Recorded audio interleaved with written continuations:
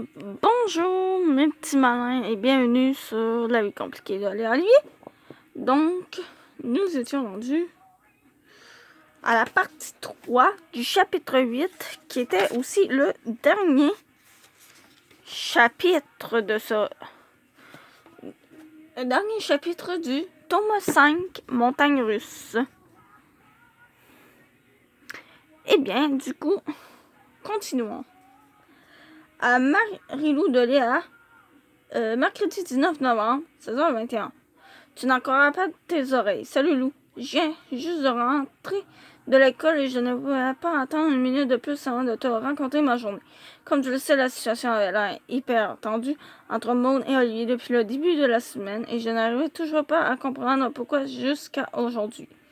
Juste avant d'aller dîner, j'ai fait un arrêt à la salle de bain pour me recoiffer et je suis tombée nez à nez avec Maud qui s'appliquait du mascara. Maud en m'observant dans le miroir. Tu sais que même si tu refais ton chignon, même si tu refais ton chignon 1000 fois, ça ne réglera rien à ton air d'hypocrite. Moi, en dévisageant en mon tour dans la glace. De quoi tu parles, Maud? Il me semble que l'hypocrisie n'est pas mon style. Après tout, je ne t'aime pas et je ne me cache pas pour te le dire. Non, mais il y a d'autres affaires que tu ne me dis pas. Moi, pour qu'est-ce qui se passe encore? Maud en se retournant vers moi en posant les mains sur ses hanches. Je savais que tu tripais sur Olivier depuis le début de l'année, mais pourquoi tu ne m'as jamais dit que vous vous étiez embrassés plein de fois? Moi, en me tournant vers le miroir, parce que ce n'est pas de tes affaires. Puf! Tu es prête à utiliser n'importe quoi pour me rendre? La vie est impossible. Mais tu ne me dis pas que tu as franchi le gars pour qui on se bat depuis le début de l'année. Ça ne marche pas ton affaire. J'ai soupiré et je me suis accoté contre le comptoir. Je pouvais continuer les sous-entendus ou je pouvais simplement mettre carte sur table et tout lui dire question de passer officiellement. Alors, j'ai choisi la deuxième option. Si tu veux tout savoir, Maud, je ne t'ai rien dit parce que j'avais un peu honte. Chaque fois qu'Olivier m'embrassait, c'était en cachette. Et je ne trouvais pas ça full édifiant de te l'avouer. Maud m'a regardé d'un air surpris. Je pense qu'elle ne s'entendait pas à ce que je sois si honnête avec elle. Alors pourquoi il t'a fait la grosse déclaration pour tes d'Halloween?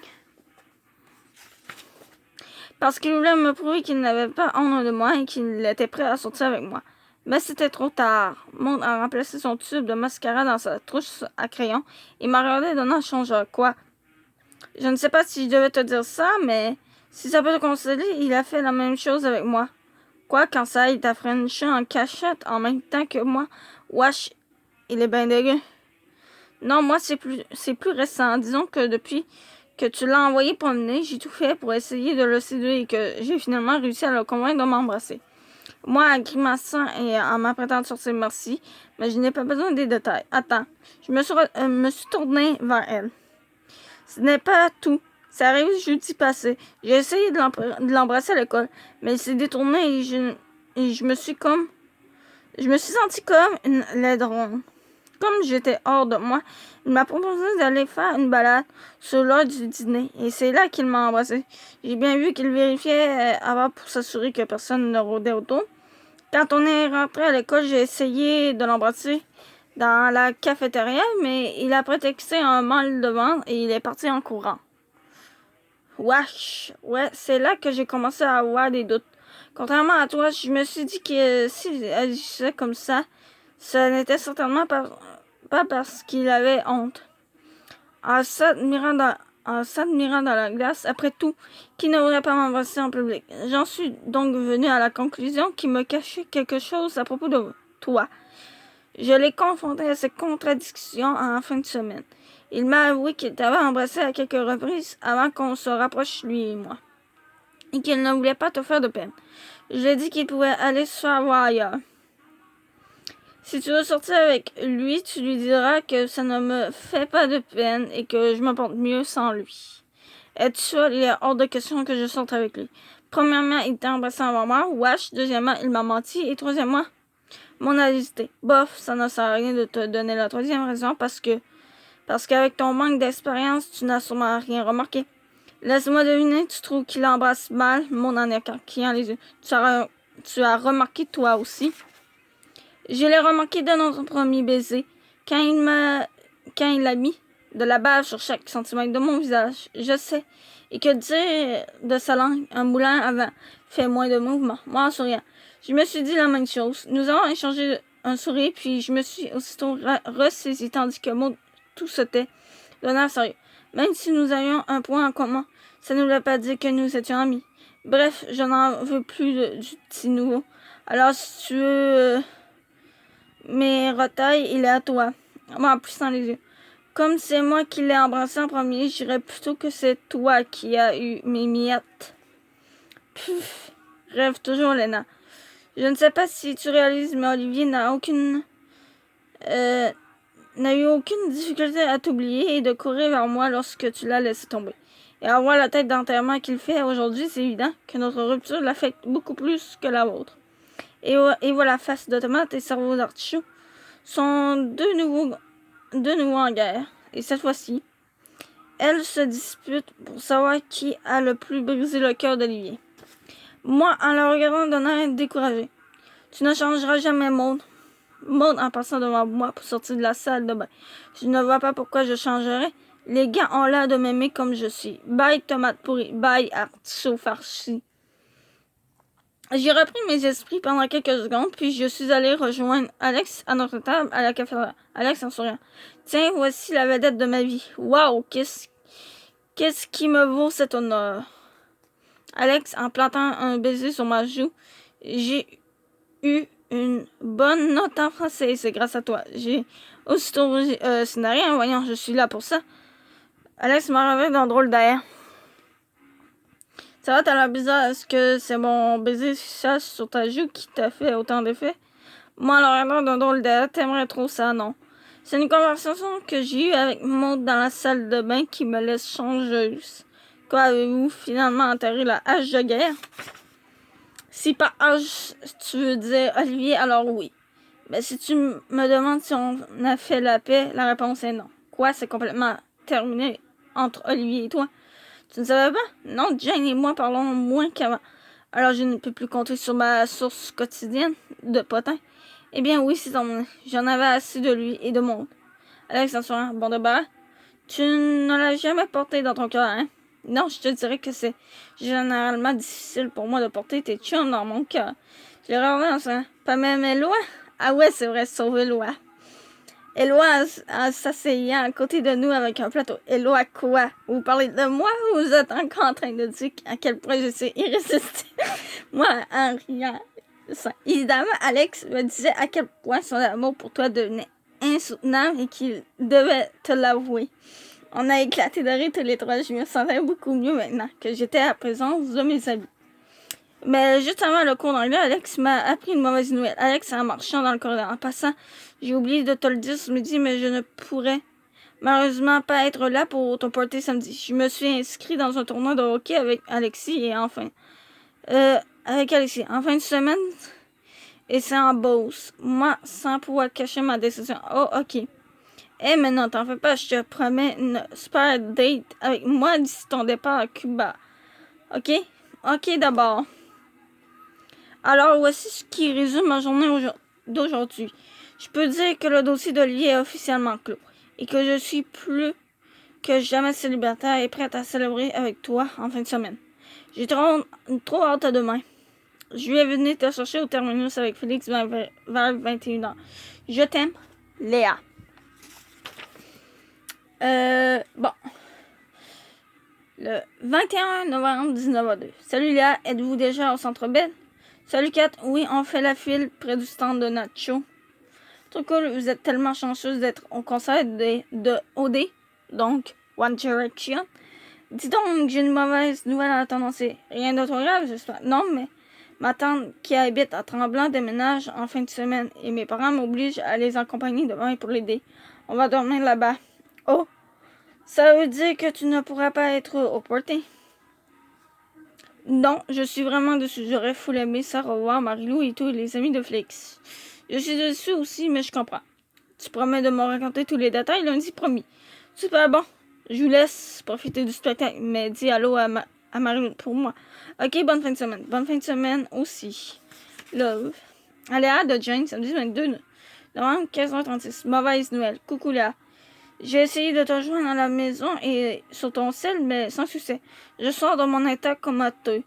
Pour te dire que j'ai attrapé une gastro, je sais. Wesh, qui m'oblige à rester au lit. Je suis désolée, mais je ne pourrais pas être à votre portée ce soir. Tu embrasseras Marie de ma part, en espérant ne pas la contaminer cybernétiquement. Et tu m'écriras demain pour me raconter comment était le concert et la fête. Jane qui est vente, mais qui passera à vous ce soir. À Jane de Léa, dimanche 23 novembre, 17h46. Let's go tout. Varadero. Coucou, alors comment tu vas? Et ta gastro? J'en ai déjà eu une et je sais à quel point c'est pénible. Alors j'espère que tu souris. De mon côté, j'ai pas mal de choses à te raconter. Premièrement, le concert de vendredi était fou. Même si nous étions assis vraiment loin du stage, nous avions apporté des jumelles pour mieux admirer Harry. Le problème, c'est qu'il y avait à peu près 20 000 filles encore plus motivées que nous, qui étaient prêtes à tout pour attirer son attention. La brune qui était assise à côté de moi a même eu la brillante idée de sortir une trompette de carnaval de son sac et de souffler dedans en plein poumon. Voyons, elle est bien gossante, je sais. Elle est en train de détruire mon ouïe. La fille a décidé de souffler encore plus fort. Marilou à la fille. Excuse-moi, mais pourrais-tu arrêter, s'il te plaît? Tu es en train de rendre mon amie sourde. On n'arrive plus à entendre les chansons. Désolée, mais je refuse d'arrêter.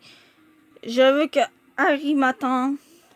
Moi, je t'aime, Marilou. Mais elle est donc bien intense. Malgré nos demandes répétitives, la fille gossante a continué à faire retentir sa trompette entre chaque chanson jusqu'à la fin du spectacle. Résultat, quand Marilou et moi sommes sortis du concert, nous étions complètement sourds. Nous avons rejoint Félix qui nous entendait en voiture à quelques coins de rue de là.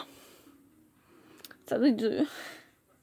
Moi, on est entrant en voiture. Tu ne sais pas ce que tu as manqué, Félix. Non, mais baisse le ton, tu vas me rendre sourd. Oups, excuse-moi, la musique était tellement forte et ma voisine tellement gossante avec sa trompette que je pense que j'en ai les oreilles bouchées. Félix en m'a dit bizarre. Tu penses? Et toi, Marilou, t'as aimé? Marilou, elle a des visages. Hein? Félix en surprend. Laisse faire. Marilou, elle s'en vers nous sur le siège arrière. Excuse-moi, Félix, mais il va falloir que tu parles plus fort. Je n'entends rien à cause de la musique. Félix, en parlant plus fort. Il n'y a pas de musique. C'est bizarre parce que j'entends un rythme. Félix en criant. Ok, vous êtes vraiment gossante. Alors, on se parlera à la maison. Nos acouphènes ont fini par disparaître au cours de la nuit. Et Marilou et moi étions en pleine forme lorsque nous nous sommes levés hier matin. Comme il pleuvait, nous avons passé la matinée à écouter la télé. Puis en après-midi, nous avons aidé Félix à tout préparer pour le party. Nos parents avaient prévu une sortie jusqu'à minuit. Ils avaient même accepté de s'enfermer dans leur chambre à leur retour s'ils considéraient que la fête était maîtrisée. Au début de la journée, j'étais excitée par le party, mais quand j'ai pris ton courriel et que j'ai réalisé que ni Catherine ni Alex, ni toi, n'alliez y être, je me suis dit que ce serait un peu plate pour Marilou et moi. Marilou en se maquillant, ne t'en fais pas. Même si tes amis ne peuvent pas être là, au moins les amis cute et cool de ton frère sont ici. Ouais, c'est vrai. Et Eloi et sa blonde sont censés venir faire un tour. Alors on aura au moins 2 amis dans la maison. Après avoir partagé une pizza avec Marilou et Félix, je me suis installée dans le salon pour attendre les invités vers 20h30. Personne n'était encore arrivé. Wow! On est populaire. Félix en allumant la télé. Une partie de ma gang allait voir le match dans un bar. Mais ils sont censés passer après. Ok, mais où est le reste de ta gang? Il est 20h30, Léa, relax. Je ne suis plus au secondaire, moi. Le monde se pointe plus tard au party. Moi, de ton sarcasme, excuse-moi, j'avais oublié à quel point tu étais cool. 30 minutes plus tard, les Canadiens perdaient 5-1. Il n'y avait toujours personne à notre super party. Félix en textant à ses amis. Ouais, les gars sont trop démoralisés par la défaite, alors il y en a la moitié qui va laisser faire pour ce soir, mais il y a une couple qui vont débarquer dans pas longtemps. Ding dong. Je suis allée ouvrir, je suis tombée nez à nez avec un gars que je n'avais jamais vu de ma vie. Moi, en le laissant entrer. Allô, je suis Léa, la sœur de Félix. Salut, moi c'est Elvis. J'ai retenu un rire, mais comme il avait l'air sérieux, je l'ai invité à passer au salon. Puis je suis allée rejoindre Marilou dans la cuisine. Mon frère est arrivé 2 minutes plus tard. C'est qui ton ami nerd qui est dans le salon? Ce n'est pas mon ami nerd, c'est ton ami nerd qui s'appelle Elvis. Je n'ai jamais vu ce gars de toute ma vie. Nous avons échangé un regard semi-paniqué, puis nous sommes allés voir au salon pour nous assurer qu'Elvis n'était pas disparu avec la télévision et la console de jeu. Mais il n'avait pas bougé d'un poil. Félix a regardé Elvis. Est-ce qu'on se connaît? Oui. Pourtant, ton visage ne me dit rien. Nous sommes dans le même cours d'informatique. Ben, je suis toujours assis en avant. En tout cas, c'est gentil à toi de m'avoir invité à ton party. Ça me fait plaisir. Tu veux quelque chose à moi? De l'eau, s'il te plaît. Ok, j'y vais. J'ai évidemment suivi Félix jusque dans la cuisine, tandis que Marilou essayait de faire la conversation avec Elvis. T'as invité un gars que tu ne connais pas à notre party?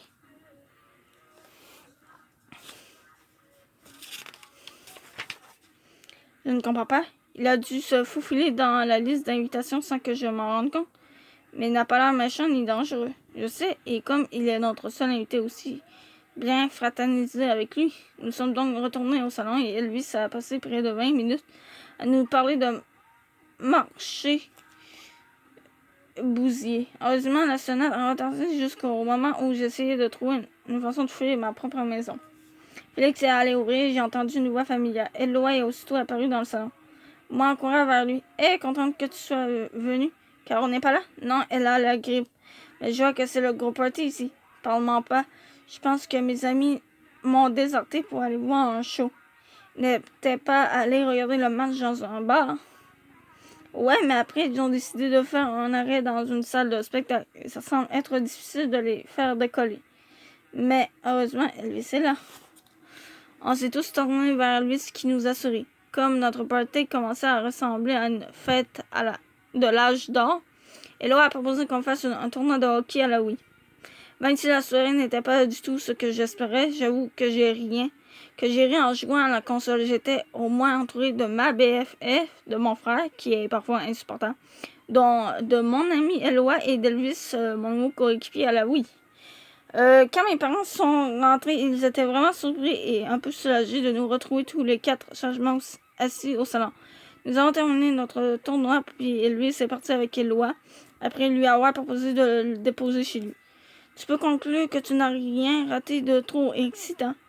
Je dirais même que dans l'histoire des parties, celui de samedi gagne le pal du plus plate. Mais le plus fou dans tout ça, c'est que je ne suis pas trop déçu. Premièrement, j'ai eu la chance de passer une fin de semaine de qualité avec Marilou. Deuxièmement, je me sens vraiment libre depuis que j'ai dit à Olivier que je ne voulais plus rien savoir de lui.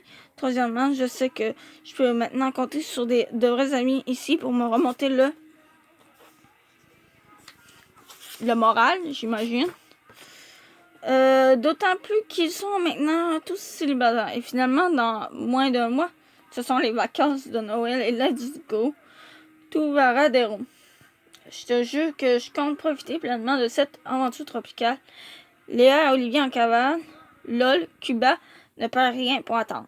À suivre. Et c'est effectivement à suivre. Et c'est ainsi que se termine le chapitre. Et le tome 5, Montagne russe. Je vous dis à plus et on se retrouvera dans d'autres vidéos.